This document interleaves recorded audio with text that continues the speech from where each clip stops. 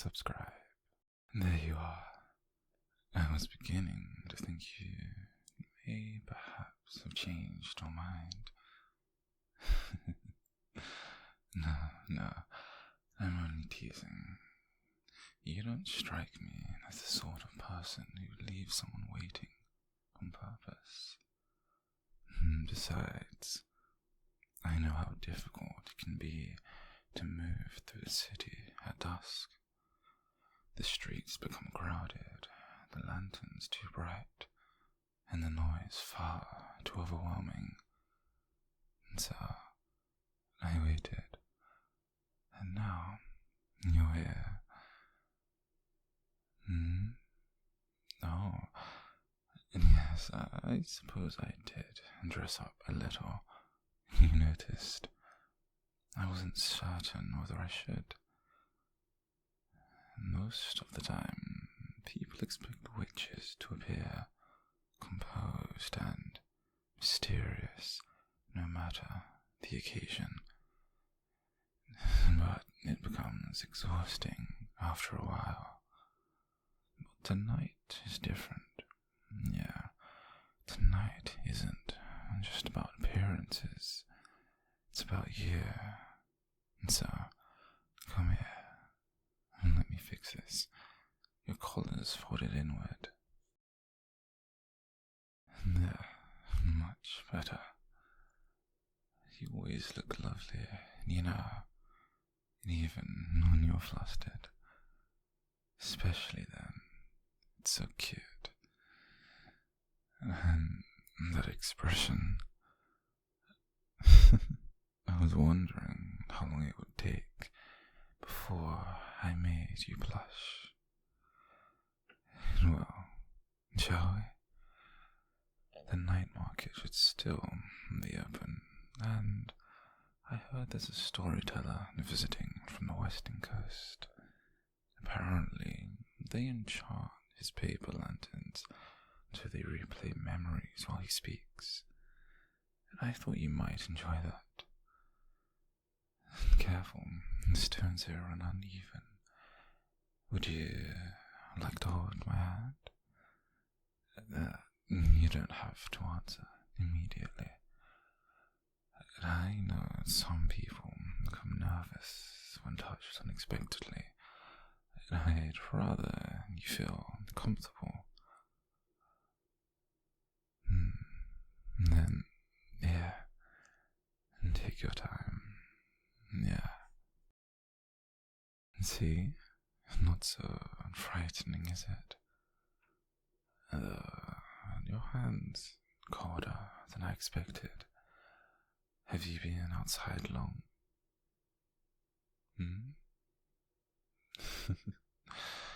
You really ought to wear thicker sleeves in weather like this, honey. Don't argue. Honestly, it's okay.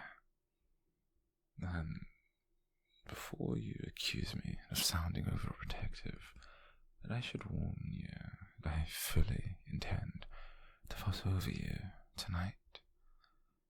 And you agree to spend the evening with me. That means enduring all of my concern. Tragic, and I know. And we're just in time. Look, the lanterns, beautiful, aren't they? Every year the artisans compete to create the most elaborate enchantments. See the blue one, overhead? The stars inside it aren't painted. They're fragments of reflected sky.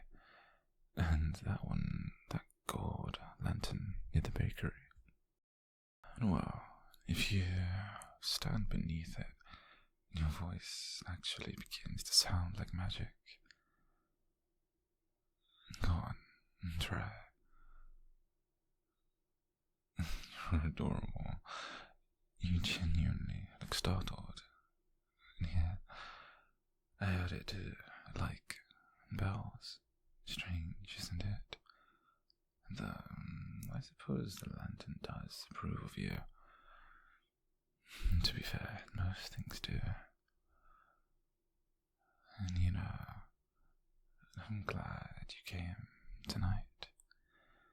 Lately, it feels as though every day has become consumed by responsibility, lessons, meetings, people expecting answers from me. The witch's work never truly ends.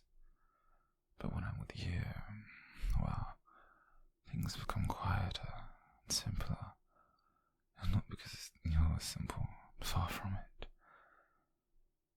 And you have a way of making the world feel gentler, and I think I needed that. I really needed it. I needed it much more than I realized. Wait, don't move. There was a flower pollen on your cheek. Got it. You stopped breathing for a moment. Was I too close? No? Good. Because I rather enjoy in seeing you like this. All shy eyes and nervous little smiles. It makes me wonder what would happen if I leaned even closer. Nothing? Not yet. Well, come. There's something I want you to see, and somewhere I want to take you. And you hear the water? This canal, it runs beneath nearly half the city.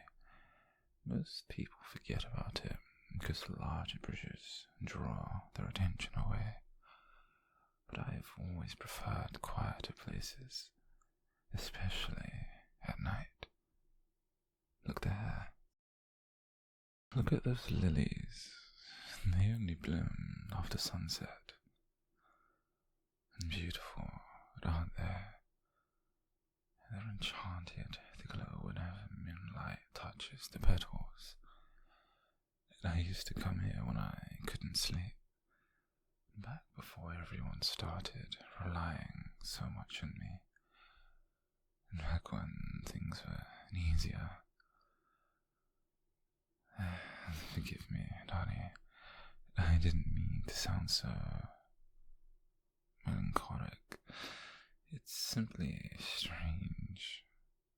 I mean, sharing this place with someone else. I've never brought anyone here before. No, not even my apprentices. This place was mine, and quiet, untouched. But lately, whenever I come here alone, I always find myself wishing you were here, beside me. So I decided to stop imagining it, and ask you instead. Sit with me, here, and careful of your cloak, honey. Better. You look comfortable. Good. Can I confess something? Something a little embarrassing, actually. Well, when I invited you here tonight, I spent nearly an hour deciding what tea to bring. Ridiculous, isn't it? I've faced creatures capable of tearing through stone walls. I've negotiated with scholars twice my age. And yet, somehow, choosing tea for you made me just a little nervous. And well, here, try it. It's jasmine with moon mint. And careful, it's still warm. And well, do you like it? I hoped you would.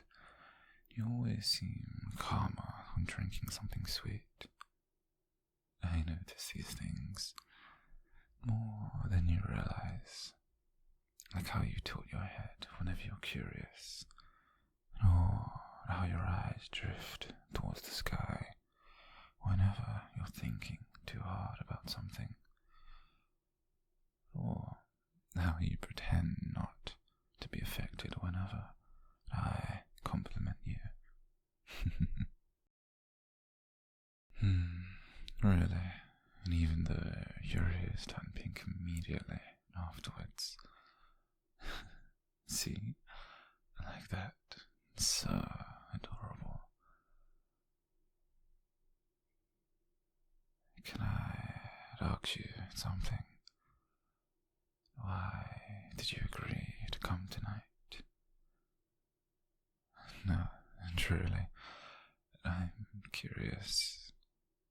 And see, there are easier people to spend time with rather than me. Less complicated and less damaged. I know how others see me. The charming witch, the smiling mentor, the man who always seems to know exactly what to say. But there are pieces of me that aren't nearly so polished. Pieces I don't often allow people to see. And yet, with you, I keep wanting to, and that terrifies me a little. You mean it? You're dangerous, saying things like that so sincerely. You make it very difficult for me to maintain composure.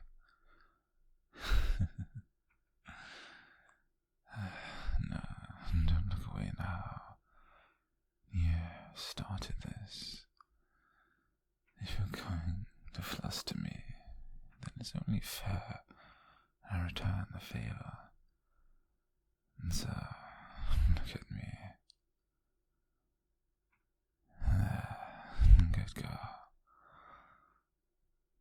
Tell me honestly, and have you noticed how I watch you? During lessons, during conversations, even in crowded rooms, my eyes always seem to find you eventually. Do you know why? Because you feel bright, not loud, not overwhelming, just warm, like a candlelight in a dark room.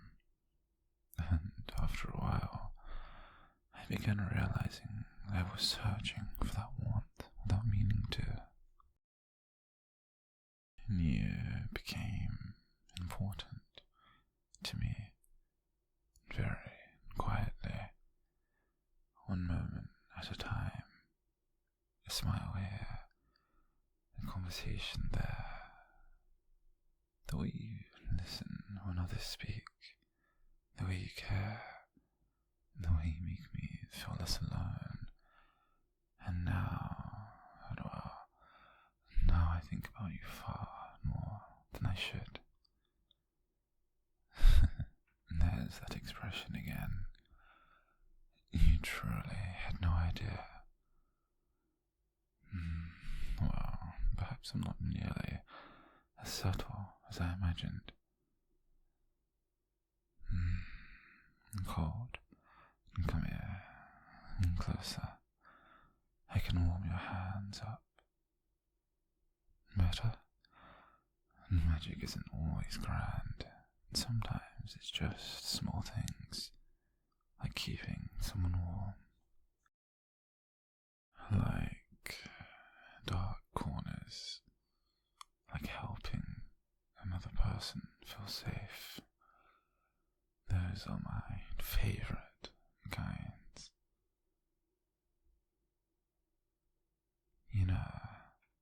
When I was younger, I thought love had to be dramatic, while changing, something overwhelming and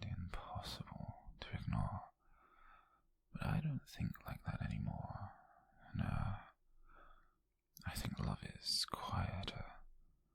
I think it's remembering how someone takes their tea and waiting beside them when they're anxious and listening carefully and choosing them again and again in small ways. And if that's true, well, then perhaps I've been falling for you longer than I realized. You're stirring again.